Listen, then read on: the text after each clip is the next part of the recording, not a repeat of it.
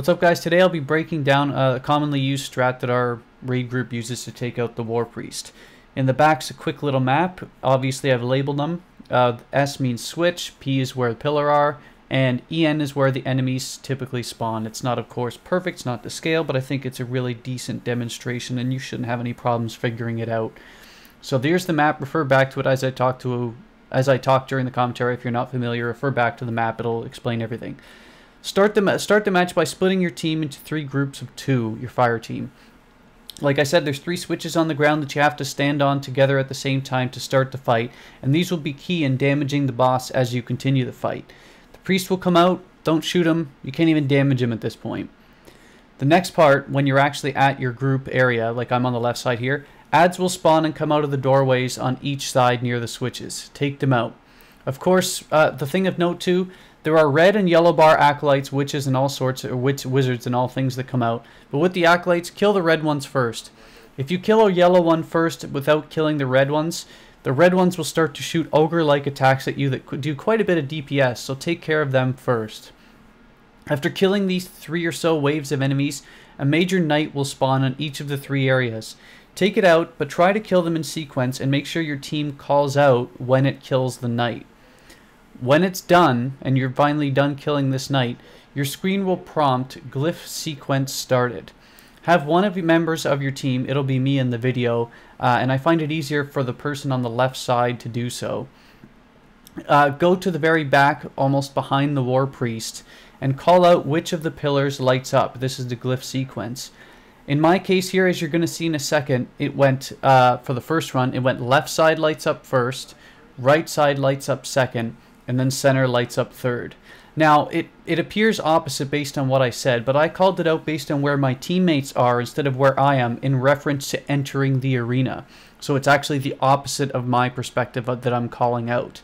You can do this anyway, though, as long as you communicate it to your team and your team understands. We find it easier to do it the way I called it out, that calling out in their perspective. If you know your team really well, you can call out your names. Like you can say, Bill on the right, Bill on the, or Mark on the left, you know, figure out your strategy, just as long as you're making sure that you're calling out the platforms in the correct order, because if the sequence fails, you wipe, or you just won't do enough damage by the time you figure it out. After doing so, the last person that stepped on the switch gets what's called Aura of the Initiate. This one person will begin with a timer of about 10 seconds and about 5 stacks. When you're at about 3 or 2 seconds left on the timer, have that person kill an ad. This will extend the timer back to 10 seconds for about 5 stacks. So in total you get about 40 to 50 seconds of total DPS. The rest of you make sure the rest of your team does not kill these ads, or you will dramatically cut down the timer, or you'll end up killing your teammate because he won't have any ads to kill. Also of note, sometimes the player with the timer might die accidentally. This timer will be transferred to another person, so if you have it, call it out. Make sure you kill the ads one at a time. The rest of the 5 should be standing in that aura and hitting the Warpriest with as much DPS as you possibly can. Use tethers, use the weapons, a light bubble on the back. If you have a Titan, use as much DPS as possible. And of note, standing in the aura is the only way to damage the Warpriest. It gives you a significant damage buff and you're invincible when standing in it.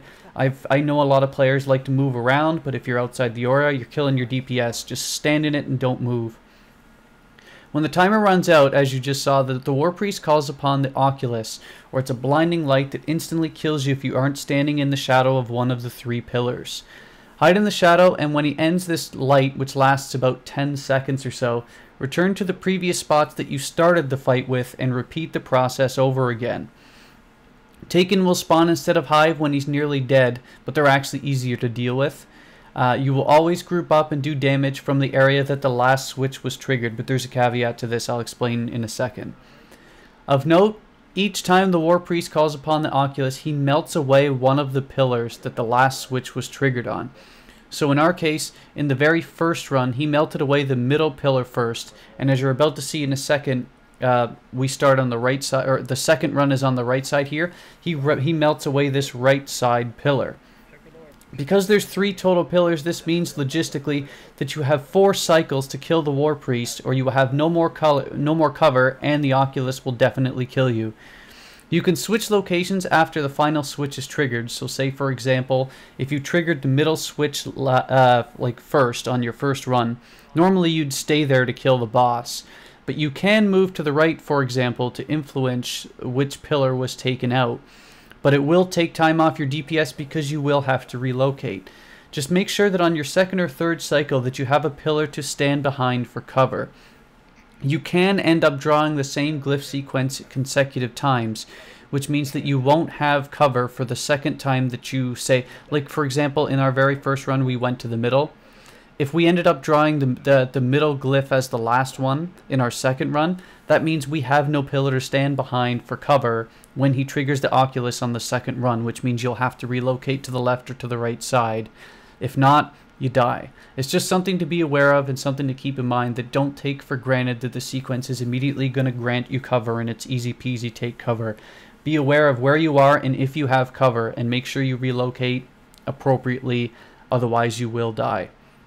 It's just something to keep note, because the first couple times that I actually did the Warpriest, I wasn't completely aware of this, and we'd be all surprised as a group. We're like, oh, whoa, what happened here? And it's because the glyph spawned at a different area and all of a sudden you didn't have any cover. So it's just something to note. But it's straightforward. Once you get the system down, the first cycle or two, just make sure you have cover.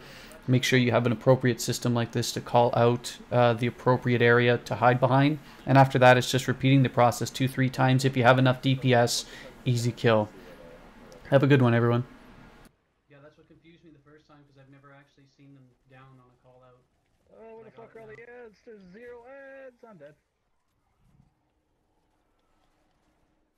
Okay, who's got the countdown? Oh, I do. Well, I don't know what to do. Just kill ads. We got him anyway, it doesn't matter. Doesn't matter. Okay. Scared me. A little bit of